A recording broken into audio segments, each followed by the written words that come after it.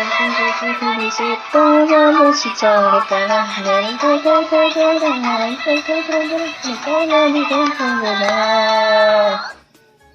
game kan ini Ede ya, Ede Gobio Bateru, DAT Gobio de Bateru. Ede-nya lumayan bagus karena EDM, saya suka EDM. Tapi tertentu sih, nggak full EDM itu saya suka sih. Dan ini rocknya agak berat, jadi saya kurang suka rock berat sebenarnya. Tapi memang bagus ya, ada EDM-nya.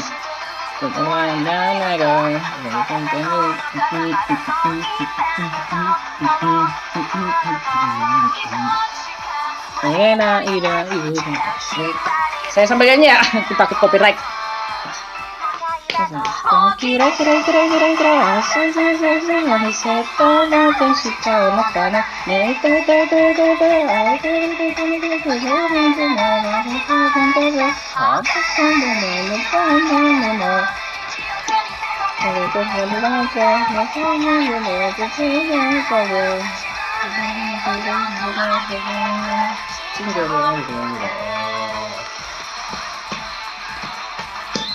Udah, kita copyright nanti. Halo Sobat Bibu, kembali lagi bersama saya Ichigo. Dan saya sendirian aja karena ngejar project banyak banget sumpah. Dan hari ini seperti udah ditayangkan lagunya tadi, anjay, kita bakal bahas DAT Gobio episode 3 dan 4 seperti janjiku kemarin. Episode 3 dan 4, bentar, kemarin tuh aku bahas sampai mana ya? Lupa aku. Ntar aku lihat dulu. Episode 3 itu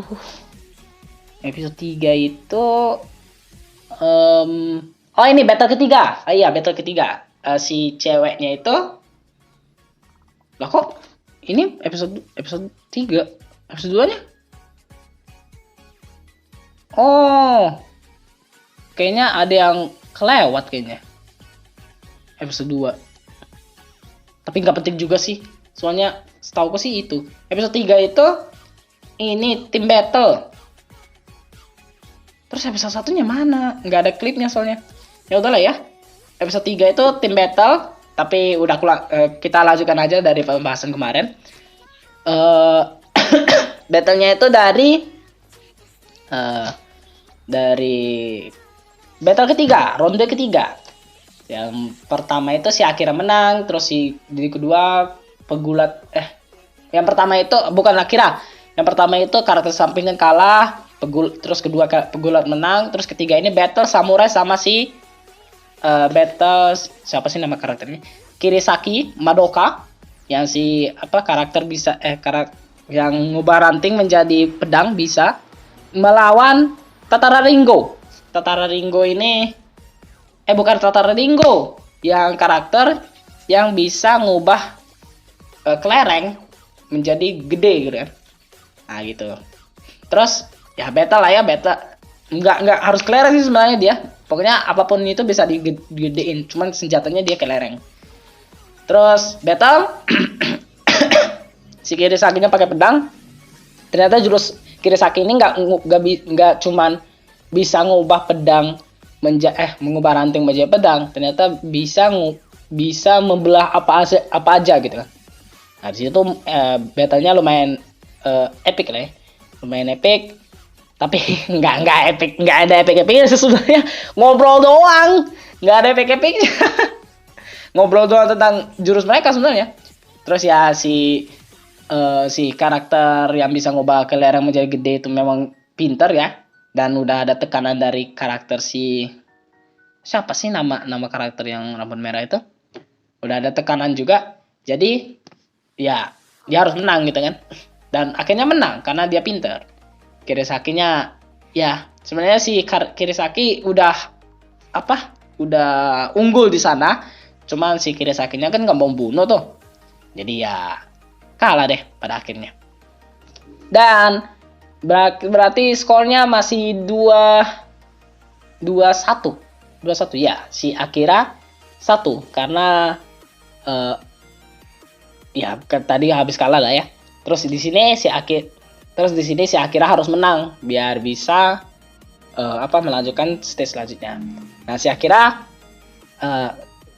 dan si Akira mikir gitu kan, kalau misalnya ini memang 5 lawan 5, kenapa mereka kalah itu kan pasti dapat hukuman gitu kan. Tapi pas dia pikir-pikir, nggak mungkin ini hukumannya terburuknya itu bisa dihukum mati kan. Karena ya kalau misalnya hukum mati, kenapa mereka sibuk ngurusi ya orang-orang yang terluka gitu kan. Yang nggak usah diurus aja kalau misalnya memang pengen bunuh-bunuhan di sini.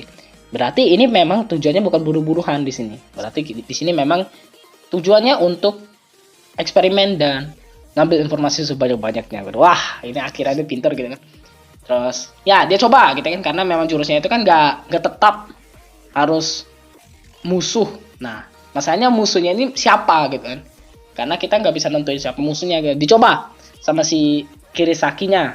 Lihat si Kirisaki nggak ngubah tangannya itu nggak berubah. Pas diajak ngobrol si Kirisakinya agak dipancing-pancing emosinya, ternyata tangannya itu bisa berubah, terus sampai ditembak si Kirisaki kan. Terus katanya ya itu cuma bercanda lah ya katanya. Terus lihat musuhnya gitu kan, lihat dia lagi gitu kan, akhirnya dia paham artinya musuh di sini. Ya sebenarnya pada awalnya sih aku juga udah paham sebenarnya, cuman sih ini tuh memang ngelama-lamain aja sebenarnya. nggak dia cuman pengen coba lah ya, maksudnya musuh di sini kayak gimana. Terus di situ dia coba menembakkan meriamnya ke musuhnya gitu kan, di stage gitu ya. Ini musuhnya yang benar musuh di stage, di panggung gitu kan. Terus sebelum pelurunya nyampe ke musuh, pelurunya hilang gitu kan, terus karena musuhnya ini itu flashback dari musuhnya itu lumayan terbully lah ya di kehidupan nyatanya. Dia nggak bisa menjadi apa yang dia inginkan gitu kan, terus akhirnya dia mati dan balik lagi ke sini gitu kan, dan dapat kekuatan super. Dan ini mungkin katanya titik balik dari hidupku gitu. Nah coba dia bertarung gitu kan, tapi dia nggak ada motivasinya. Terus pas dimotivasi sama si karakter si rambut merah ini kan lumayan seksi lah ya. Katanya kalau misalnya kamu menang, kamu bisa melakukan apa aja gitu. Sama si temennya itu dua cewek itu kan. Wah apa aja katanya. Wah ayo saya bakal menang. Terus pas setelah ngomong kayak gitu, sepatu si Akira dia dilempar ke kena mukanya. Terus pada akhirnya si Akira ngedeketin dia dan udah mau nembakin si meriamnya itu. Nah akhirnya itu ketahuan kita musuhnya itu kekuatannya itu bisa menghilangkan kekuatan musuh kalau misalnya dia pegang tanah gitu. Maksudnya itu tangannya itu ditaruh di permukaan tanah, terus ya dia lihat sambil lihat musuh gitu. Ya ketahuan dan akhirnya si Akira menang. Dan setelah itu ngobrol-ngobrol gitu kan. Dan si cowoknya tadi itu hampir udah dicekek sama si karakter merahnya itu yang lumayan sadis lah ya gitu. Terus di akhir ini nggak ada musuhnya itu nggak ada musuhnya, nggak ada di stage gitu, di pinggir kan mereka tuh kan nonton kan di pinggir panggung gitu kan. Nah tapi di musuhnya ini musuh Yuri ini kan battle terakhir si Yuri, musuh Yuri ini nggak ada di stage gitu. Pas keluar di stage ternyata flashback dari Yuri. Oh iya, episode 2 itu flashback dari Yuri sebenarnya. Yang saya bahas kemarin itu episode 3. Nggak apa-apa lah ya. Ternyata si flashback dari Yuri. Nah, si cowok ini itu agak mesum juga gitu kan sama si Yuri gitu kan. Yuri adalah segalanya bagiku, anjay. Tapi si Yuri ini kayak agak kesel juga gara-gara si cowok ini dia malah dibawa ke sini gitu kan. Bunuh diri gitu kan.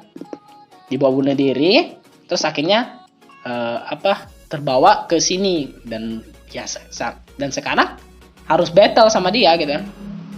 Nah, karena si Yuri ini lumayan emosi ya dan jurus dia 5 kali lipat gitu kan. Ya udah gitu kan. Oke, aku nggak bakal nahan nggak bakal nahan lagi gitu.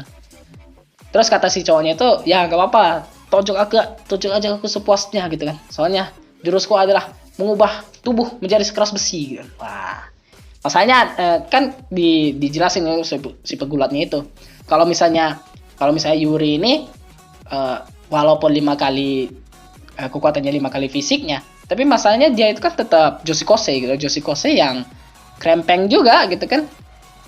Nah, tapi kata si Akira nggak apa-apa, nggak masalah. Soalnya ini kan 5 kali lipat ya. Fisik dengan 5 kali lipat berarti semuanya 5 kali lipat gitu.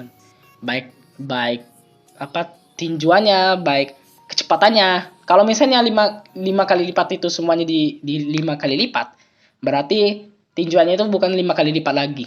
Hitung-hitungannya udah beda kan. Habis itu kan langsung si musuh si Yuri itu terpental gitu. Karena ya si Yuri ini habis itu kan pas lagi penjelasan itu kan dia kan battle gitu kan. Si Yuri ini langsung lari kenceng gitu kan, 5 kali lipat gitu. Langsung nonjok si si stalkernya ini. Kesel gitu kan. Apalagi dia sambil kesel. Ya, gitu honjok mental gitu kan. Dan si Yuri menang. Yeay. Dan mereka dapat hadiah. Hadiahnya itu tim menang. Waduh, udah 11 menit. Lumayan detail juga gue ngejelasinnya. Oh ya, dari episode 3 lah ya, soalnya. Nah, habis karena menang dapat hadiah. Hadiahnya itu makan besar gitu kan, makan besar dan dilayani sama si tim yang kalah gitu kan. Terus yang cowok tim kalah itu cuma bisa minum air gitu kan, makan malamnya itu. Ya, mereka makan malam gitu kan sambil menikmati dengan pelayanannya. Nah, setelah itu mereka dipisahkan lagi ke ruangan gitu kan, per tim dipisahkan ke ruangan. Ternyata si pembawa acaranya itu bilang gitu, ini nama karakternya Minion sih. Kata Minion itu hukuman Banigal itu cuman ngada-ngada. Padahal hukuman aslinya ya bukan itu. Nanti setelah acara ini gitu. Wah, kata kayak tim kalah itu kayak wah anjir lah gitu. Nah, terus lagi di lorong itu kan ngobrol. Terus ada 5 jalur dan mereka dipisahkan. Dan mereka pilih masing-masing. Si Yuri sama si Akira ini sebelum pergi itu kan ada sapu tangannya si Akira di Yuri ini, karena Yuri ini kesleo katanya ke tangan kirinya itu. Jadi ya kata si Akira itu sapu tangannya lumayan penting loh. Oh ya udah katanya, aku balikin aja. Enggak katanya, jangan sekarang katanya. Pokoknya nanti kalau misalnya ketemu lagi kamu balikin aja sapu tangan itu. Anjay, itu si Yuri itu langsung ngeblas. Wah, si Akira si buaya gitu kan. Ya udah. Akhirnya katanya benih. Mama jadi teknisi. Ya, akhirnya benih udah ditabur. Jadi ya begitulah ya. Kita lihat aja hasilnya bagaimana. Oke, sekian aja video kita kali ini. Ya, subscribe kalau misalnya kalian belum subscribe, like kalau misalnya kalian suka, dislike kalau misalnya nggak suka, dan komen ya. Kita bakal bahas apa selanjutnya. Dan share ke teman-teman kalian kalau misalnya teman-teman kalian suka anime yang genre game kayak gini. Sampai jumpa di video selanjutnya. Dadah.